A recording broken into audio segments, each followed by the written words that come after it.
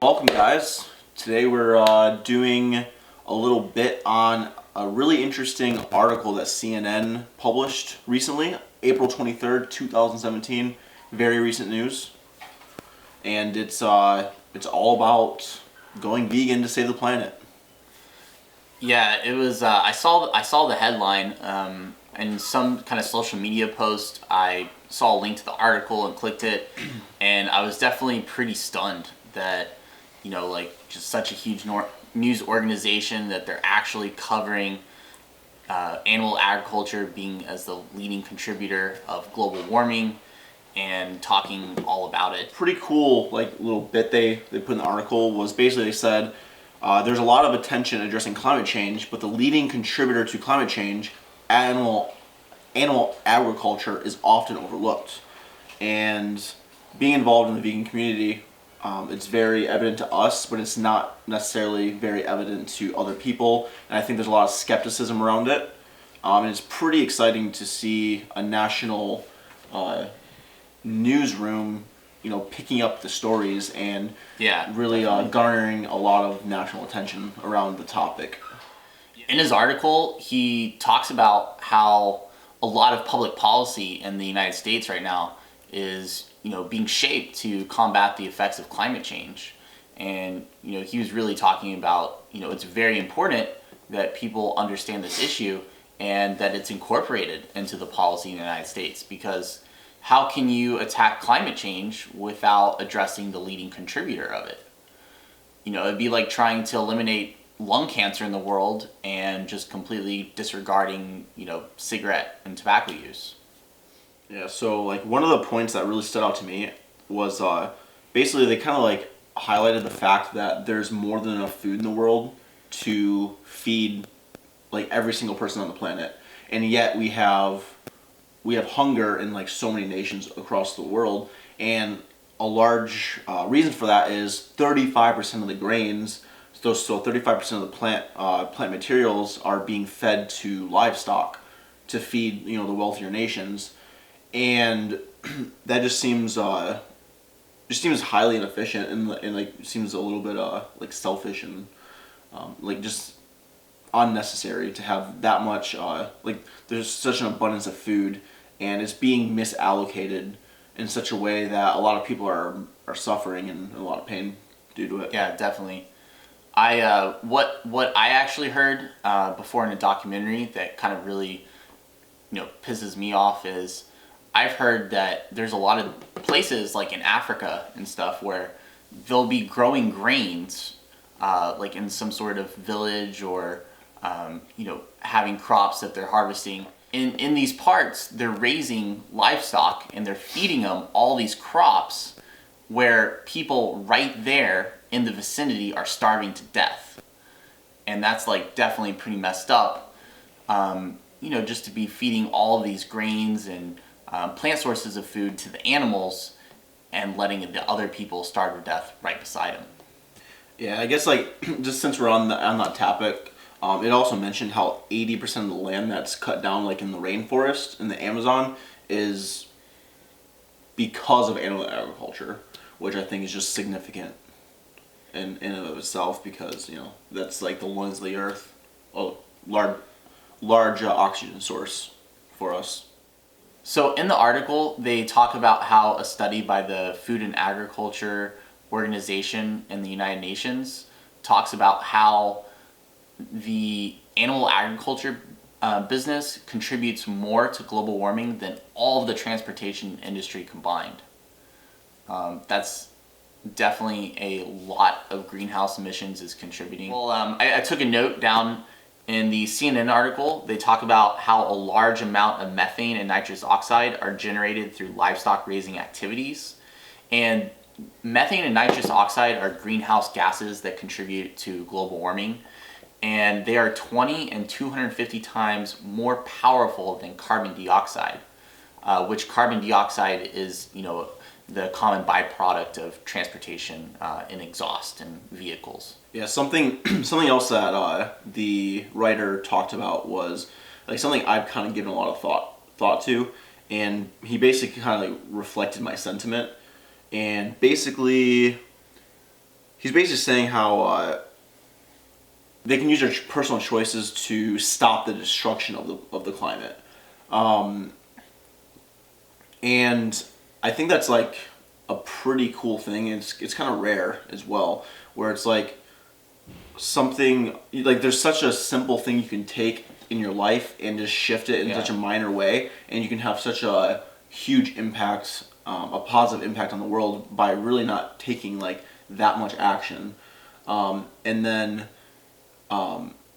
it's really up to like each individual making that choice, because the individual is going to influence the industries, because at the end of the day, it's not like the corporations and stuff are evil. It's just they, like their objective is to make money, and if the people change their demands and their desires, then the industries and the corporations are going to reflect that change, and they'll start producing products that the people want, because at the end of the day, they just want to make money. If the dairy industry stops selling dairy milk and people would want more soy milk and almond milk and coconut milk, they're not gonna like not invest into those industries, to make money. They're gonna happily like shift their model. And I was actually listening to a talk right now from Michael Greger, and he talks about that how making dairy is a messy process. You have to raise all these this cattle, and you have to like take care of them. You have to pay all these workers,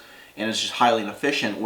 Whereas if you're producing soy milk, soy milk, almond milk, coconut milk, it's just a much more efficient, cost-effective process. So like the dairy industry is incentivized to make these products because they can have a higher profit margin.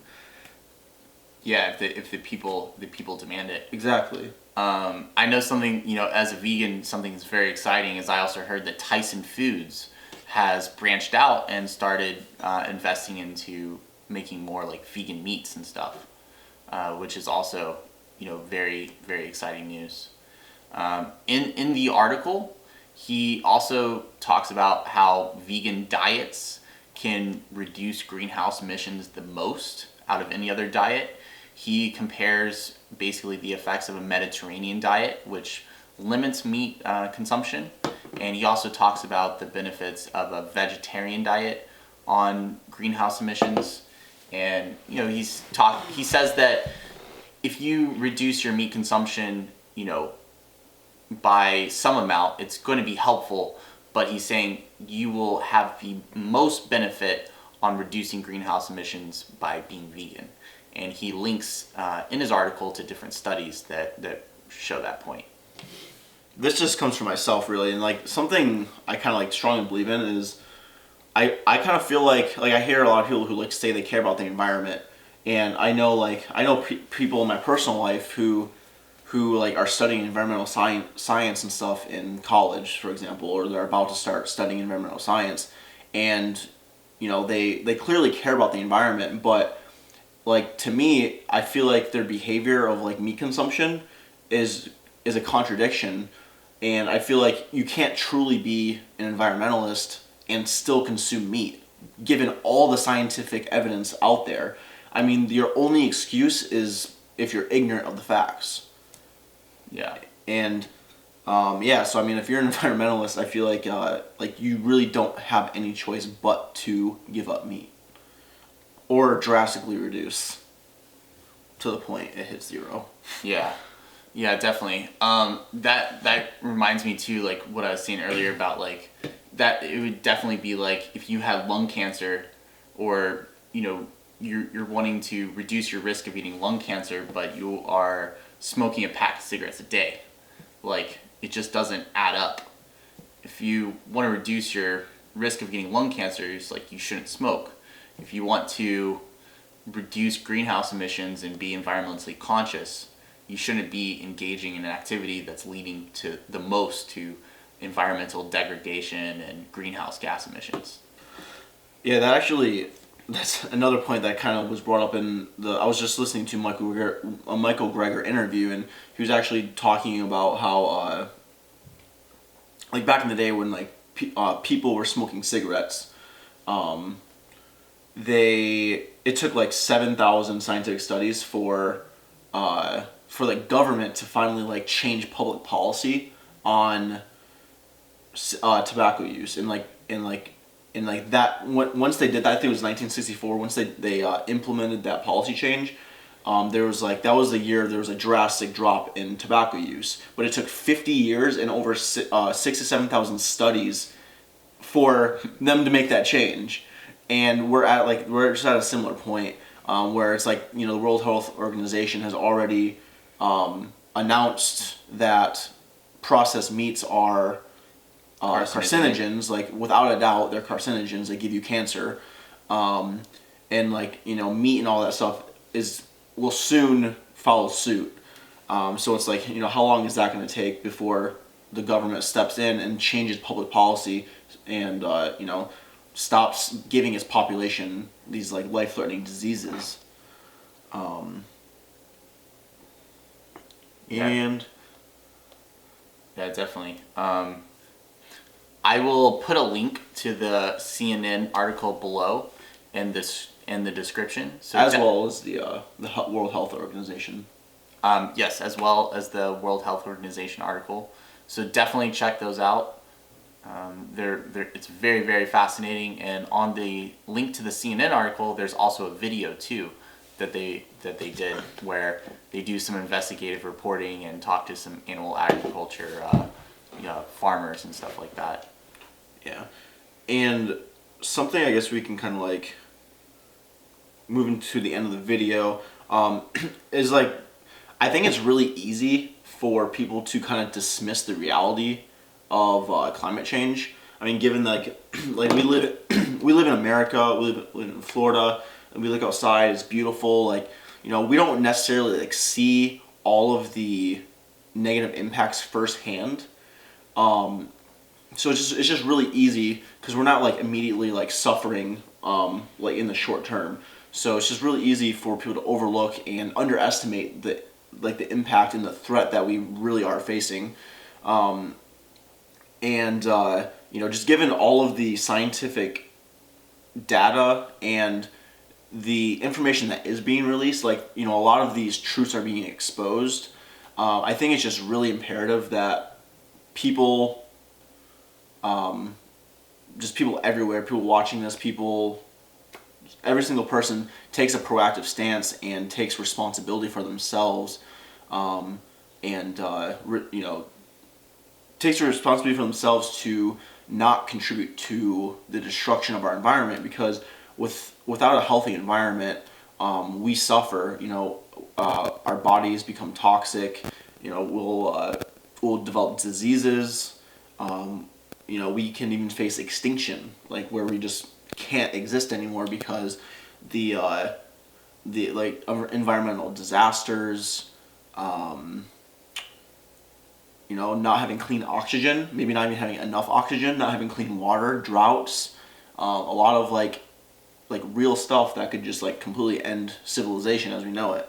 So Yeah. I just think it's really important that people, like, even though you don't see the immediate impacts, like, I mean, if you really look around, you can see the changes. Like, just look how we have cities and we have concrete covering places that used to be forests, like just everywhere, and we operate in such an inefficient way.